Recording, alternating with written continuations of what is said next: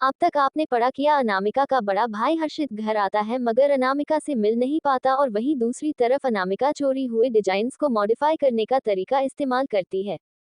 अब आगे, वह 23 डिजाइन्स ओरिजिनली क्रिस्टल का ही काम थे, मगर इतने छोटे से वक्त में उसने ओरिजिनल डिजाइन्स को भी इम्प्रूव करके और बेटर बना दिया है, वह भी इतनी सिंपल स्टेप से जिसकी वजह से ड्रेस पहले से भी ज्यादा ब्यूटीफुल दिखाई दे रहे हैं। कोई ना कोई मास्टरमाइंड जरूर होगा जो पीछे से उसे गाइड कर रहा है, वरना वह अपनी स्किल के हिसाब से कभी इतनी स्टनिंग कपड़े डिजाइन नहीं कर सकती थी। ये बात जय के दिमाग में चल रही थी। जय, क्या तुम्हें लगता है कि उसके डिजाइनिंग स्टाइल क्वीन एबी की तरह काफी मिलते जुलते हैं? मुझे भी अभी अभी सेम फीलिंग आ रही है, मगर क्वीन एबी न सिर्फ ऑनलाइन ही सबसे मिलती है, उन्हें कभी किसी ने देखा नहीं है। मुझे पूरा भरोसा है कि वही इंसान इस लड़की को एडवाइस दे रहा है। देखो तो जिस भी डिजाइन को उसने इम्प्रूव किया है, उसका लेवल अप हो गया है और वह सचमुच वह डिजाइन आसानी से हजारों की कीमत में बिक सकते हैं। वह लोग बिल्कुल एक महंगे स्टाइलिश ड्रेस की तरह दिख रहा है जो महंगे ब्रांड ही बनाते हैं और फिर भी उसकी कीमत उन्होंने सिर्फ कुछ 100 रुपए लगाई है। क्या वह लोग सस्ते दामों का लालच देकर सारे कस्टमर को अपनी तरफ अट्रैक्ट करना चाहते हैं? एक जूनियर डिजाइनर इतनी एक्सपेक्टेशनल पीस कैसे डिजाइन कर सकती है? यह उसका टैलेंट है या फिर कोई उसे पीछे से गाइड कर रहा है? उनकी कंपनी में ऐसा कोई आउटस्टैंडिंग टैलेंट नहीं होंगे? सारे बोर्ड मेंबर से ही बातें कर रहे थे। तभी मोनिका ने फ्रस्ट्रेशन में टेबल पर हाथ मारते हुए कहा, हमने यह इमरजेंसी में मीटिंग इस सिचुएशन कैसे निकाला जाए उसकी स्ट्रेटजी बनाने के लिए बुलाई है, ना कि दूसरों के डिजाइन्स की तारीफ करने के लिए। किसके पास कोई सजेशन है? जल्दी से बोलो, हम इसी तरह उनके ऑर्डर्स को बढ़ाते हुए और अपन अपने ऑर्डर्स को कैंसिल होते हुए नहीं देख सकते। इतना कहकर उसने पूरे रूम में एक नज़र घुमाई और फिर लाइव ब्रॉडकास्ट की तरफ देखा, जिसके व्यूवर्स ऑलरेडी 9 लाख तक पहुंच चुके थे। वह और बर्दाश्त नहीं कर पाती सकती थी, उसके साथ लेने में प्रॉब्लम होने लगी, जैसे उसका कोई गला दबा रहा हो। हम उन्हें कानूनी तौर से हैंडल कर सकते हैं। हम उनके ऊपर केस कर सकते हैं क्योंकि उन्होंने हमारे डिजाइन्स को इस्तेमाल करके उन्हें लोगों के सामने एक नया मॉडल दिखाया है और हमें उनकी वजह से फाइनेंशियल लॉस भी हुआ है। जय ने सजेशन दिया, उन्होंने ओपनली हमारे डिजाइन्स को मॉडिफाई करना शुरू किया है। ऑब्वियसली वह लोग ऐसा वीफी को टारगेट कर रहे हैं और अगर ऐसा है तो हमें भी उनकी फीलिंग्स की केयर करने की कोई ज़रूरत नहीं है। मगर उनका हेड ऑफिस ओबरॉय ग्रुप है, अगर उन्होंने इस तरह की कोई गैरकानूनी हरकत की तो वह लोग भी इतनी आसानी से नहीं छोड़ेंगे, नहीं, और ना ही वह लोग गलत चीज करने पर हमें छोड़ेंगे। उसकी आवाज में ओबरॉय परिवार से डर साफ नजर आ रहा था।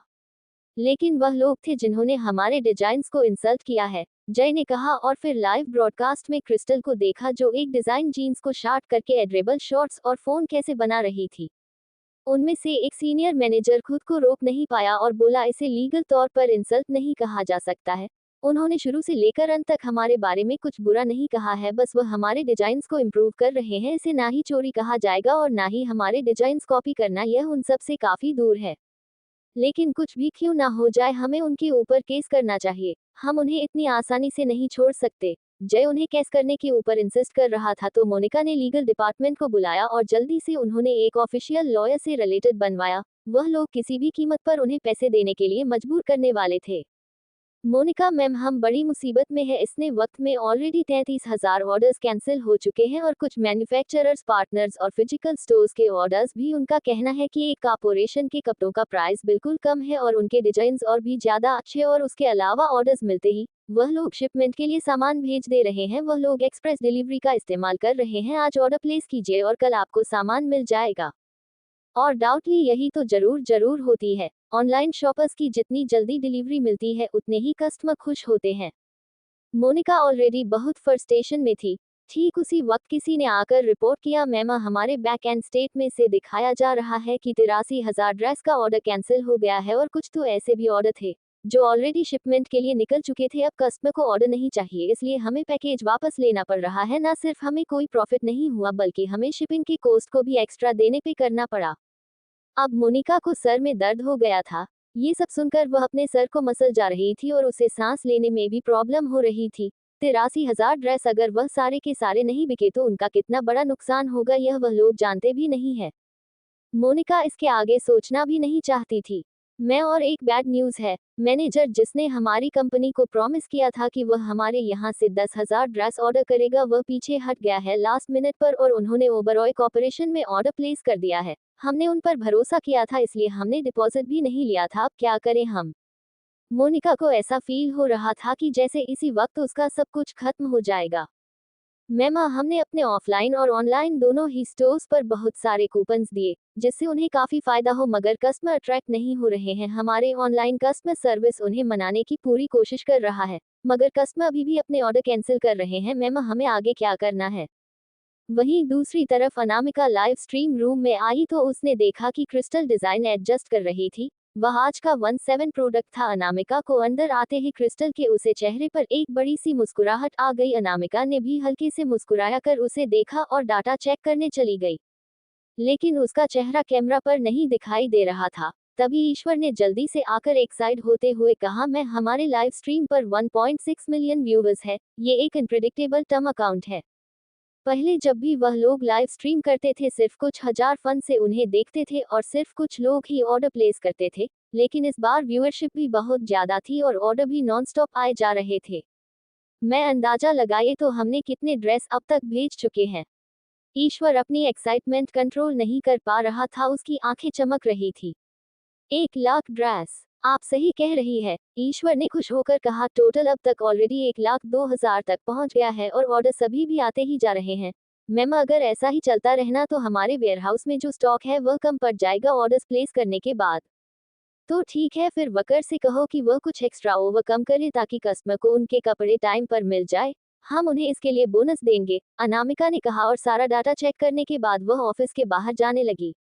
ईश्वर भी उसके पीछे पीछे जाते हुए बोला, मैं आप अमेजिंग है। जैसा कि आपने कहा था ना, सिर्फ कंपनी को कोई लॉस नहीं हुआ बल्कि हमने एक्स्ट्रा पैसे कमा लिए हैं। अगर व्यूवर्स को पता चल गया कि वह नए तेजस डिजाइन आपके हैं तो आप कितनी फेमस हो जाएंगी।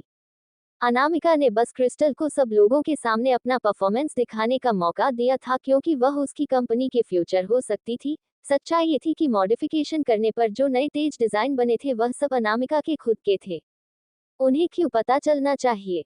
अब अनामिका इस कंपनी के सीईओ है, उसके लिए कोई फर्क नहीं पड़ता कि डिजाइन्स किसके थे, बस फर्क इस बात से पड़ता है कि उन्हें प्रॉफिट होना चाहिए। वही ओबरॉय कॉर्पोरेशन में जब वह अमर ने देखा कि उनके क्लॉथिंग कंपनी नई डिजाइन्स को लाइव स्ट्रीम के दौरान लॉन्च कर रही है, तो उसने तुरंत अपने बॉस यानी हर्षित को इन्फॉर्म किया। बॉस देखिए, लाइव स्ट्रीम पर अब तक 1.14 मिलियन व्यूवर्स हो चुके हैं और हम लोगों ने अब तक 1,60,000 ड्रेस बेचे हैं। जैसा कि उस कंपनी के सीईओ ने कहा था, मैं कोई लॉस नहीं हुआ है बल्कि प्रॉफिट हुआ है और हमारी रेपुटेशन पर भी कोई आज नहीं आई। ये तो सचमुच अनएक्सपेक्टेड था। एक बार देखिए तो बस जो डिजाइन्स बनाए गए हैं वह साई फैशन से बिल्कुल बेहतर होकर दिया गया है और उसे इम्पोर्टेंट बात वह और भी सस्ते हैं। बॉस, मैंने तो सुना है कि यह सारा का सारा प्लान उसे कंपनी के सीईओ मिस कपूर का ही था और उन्होंने ही सारे डिजाइन्स बनाए हैं। एसआई फैशन ने हमारे डिजाइन से चुरा लिए तो मिस कपूर ने स्ट्रेटजी लगे और सारे डिजाइन्स को मॉडिफाई करके उन्हें और लोअर दामों में भेज दिया, जिसकी वजह से उन लोगों को अपने ही दवाई का साथ चखने को मिला है। ऐसा ही फैशन के सारे प्रोडक्ट्स अब लगभग बेकार हो गए हैं और उन्हें बेचने भी में बहुत मुश्किल हो रही है। इस वक्त तो वह लोग पक्का बहुत बड़ी मुसीबत में होंगे। अमर एक्साइटेड होकर बताया जा रहा था और लाइव ब्रॉडकास्ट देखते वक्त हर्षित ने ये नोटिस किया कि जो भी डिजाइन मॉडिफाई हुए थे वह बहुत ही अच्छे थे। उसकी छोटी बहन कितनी टैलेंटेड है, उसमें इतना अच्छा टैलेंट है। बस मेरे पास एक आइडिया है, अमर ने हिचकिचाते हुए कहा। मिस कपूर, उन्होंने कितना अच्छा काम किया है, हमें शायद उन्हें बोनस या फिर उनकी तारीफ करनी चाहिए। उन्होंने कंपनी ज्वाइन करने के बाद से ही इतना बड़ा कंट्रीब्यूशन दिया है, जिसकी वजह से हमारी क्लॉथिंग कंपनी भी एक नए लेवल पर पहुंच चुकी है। तो क्या तुम ये सजेशन दे रहे हो कि मुझे अपनी बहन को बोनस देना चाहिए? बहन, अमर की आंखें बड़ी बड़ी हो गई। क्या उसने गलत सुना? मिस कपूर कब से उसके बॉस की बहन हो गई? बॉस पक्का उससे मजाक कर रहे हैं, लेकिन उसके बॉस के एक्सप्रेशन देखकर लग तो नहीं रहा कि वह मजाक कर रहे हैं। क्या मिस कपूर वह लड़की हो सकती है जो अभी अभी बस की बहन बनाकर आई है? दे दो मेरी बहन को बोनस, हर्षित ने काफी प्राउड एक्सप्रेशन के साथ कहा। उसके इतने अच्छे कंट्रीब्यूशन के लिए कितना बोनस ठीक रहेगा? मिस कपूर सचमुच उसके बॉस की बहन है, लेकिन अगर ऐसी बात है तो उनके पास पैसों की कमी तो होगी नहीं। 50 लाख, हर्षित ने कहा, मगर फिर सोचा ये ज्यादा काम तो नहीं हो जाएगा। 50 लाख, हर्षित की आंखें बाहर आने वाली थी। वो पूरे महीने जी जान लगाकर काम करता है और अपने बॉस के सारे नखरे भी सहता है, फिर भी उसका बोनस साल में 10 लाख रुपए ही होता है। सच कहा जाता है, बहनें भाइयों के लिए काफी स्पेशल होती है। उन्होंने सिर्फ कुछ दिन काम किया और उन्हें बोनस के तौर पर 50 लाख मिलने वाले हैं। अंदर ही अंदर अमर रो रहा था। उसने पूछा, बोस क्या आप मिस कपूर सचमुच आपकी बहन है? लेकिन अगर ऐसा है भी तो 50 लाख ठीक रहेंगे, और ऐसा हमारी कंपनी की हिस्ट्री में कभी किसी को इतना बोनस नहीं मिला है।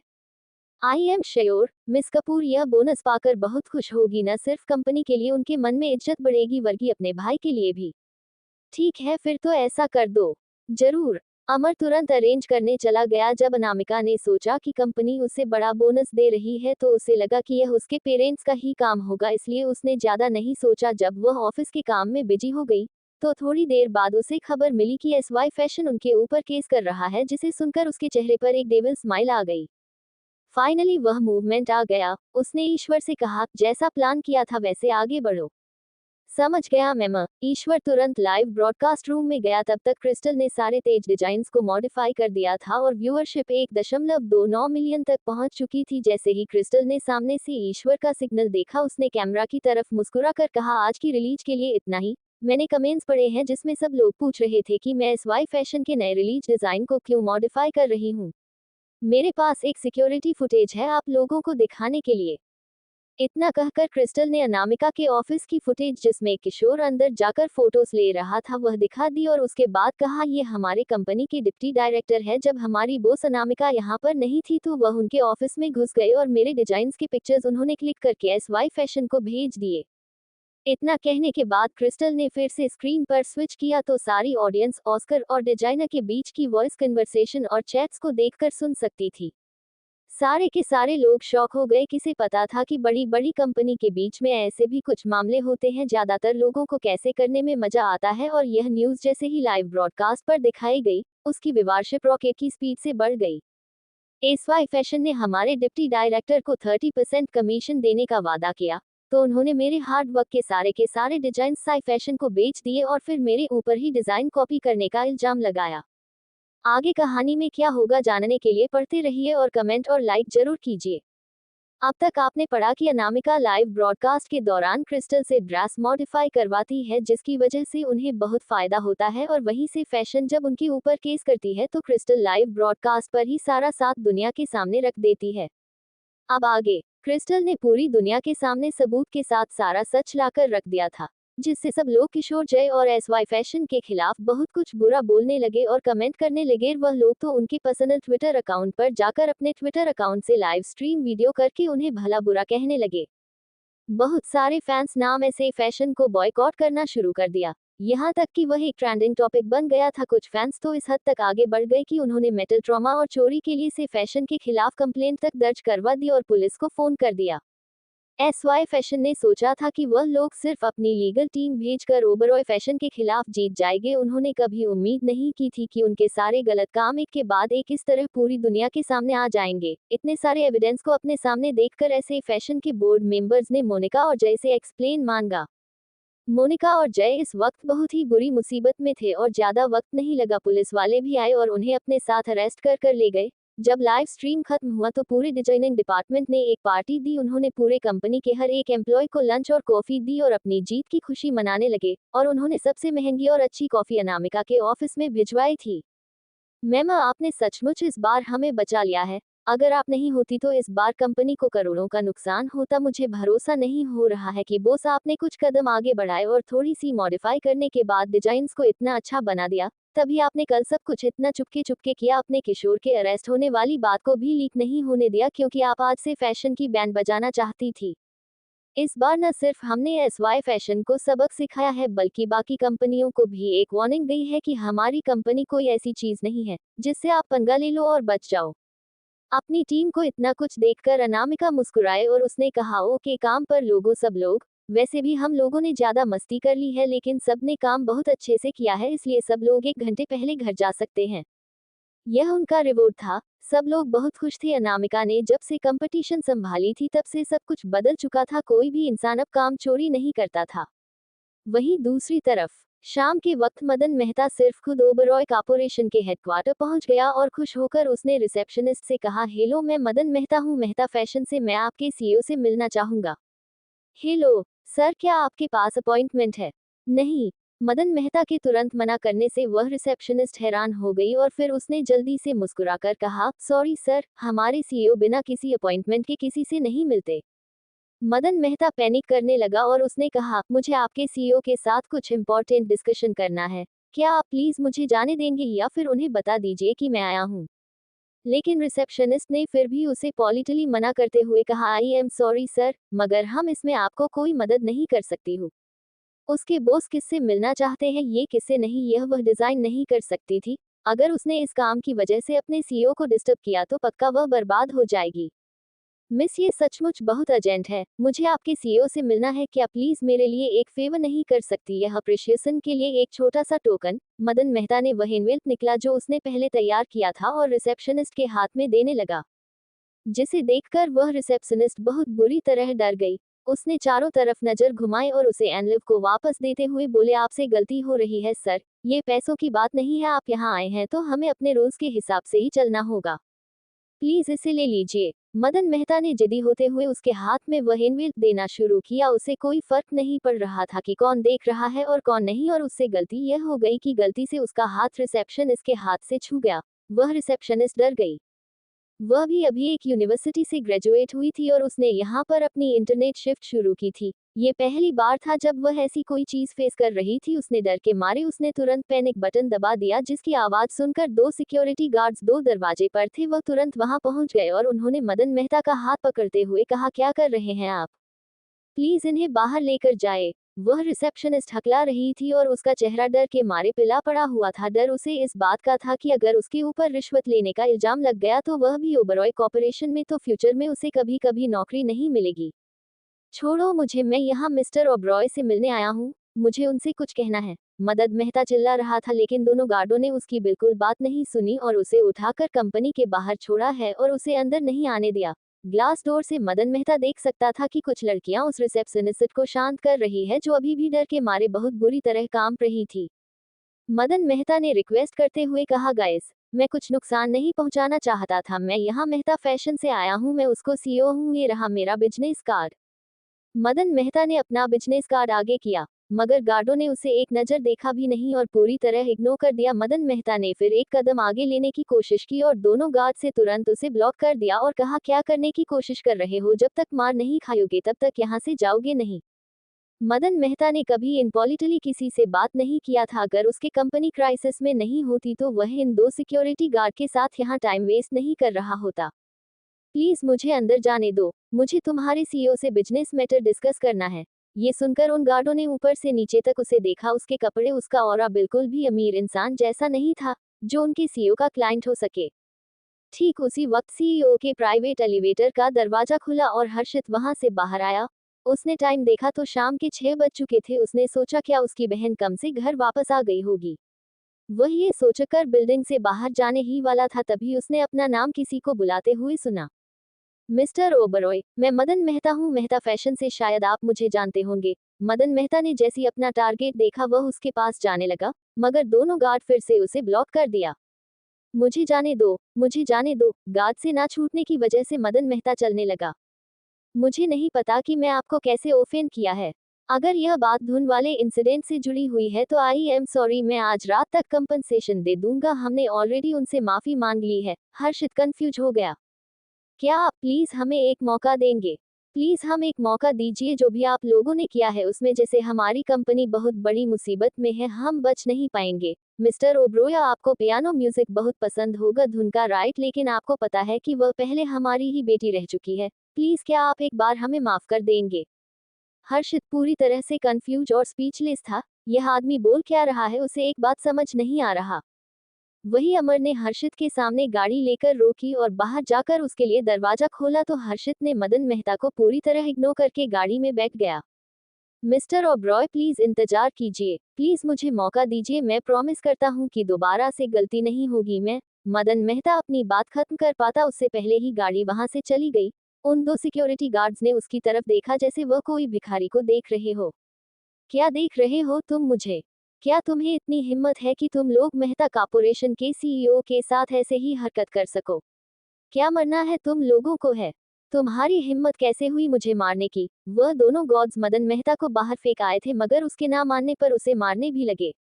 वही रेयर व्यू मिरर से जब अमर ने मदन मेहता को पीटते हुए देखा तो उसने कंफ्यूजन में पूछा, बॉस क्या हुआ? मुझे नहीं पता। हर्षित ने जवाब दिया और ठीक होकर बैठ गया। उसने इस छोटे से इंसिडेंट को सीरियसली नहीं लिया। उसे लगा कि मदन मेहता उसे कुछ और समझ रहा था। उसे तो बस घर जाकर अपनी छोटी बहन से मिलना था। मदन मेहता का घर बहुत बुरी हालत में आया। मीना ने जब उसे इस तरह देखा तो हैरानी से बोली, तुम्हें क्या हुआ है? क्या ओबरॉय परिवार ने तुम्हारी यह हालत की है? वह लोग तो इतने बड़े इंसान हैं, वह लोग इस तरह की हरकत कैसे कर सकते हैं? ये 2 सिक्योरिटी गार्ड का काम है। मदन मेहता ने इतना कहा। उसका आगे बोलने का कोई इरादा नहीं था। मुझे भरोसा नहीं हो रहा है कि अनामिका ने युविका की बातें पूरे पब्लिक में फैला देगी, मीना ने कहा। तो मदन मेहता ने गहरी सांस ली और एक शब्द नहीं बोला। वह अनामिका का कैरेक्टर बहुत अच्छे से जानता था। कोई अगर उसे एक थप्पड़ मारे तो वह उसके हाथ को काटने में जरा सा भी नहीं हिचकिचाएगी।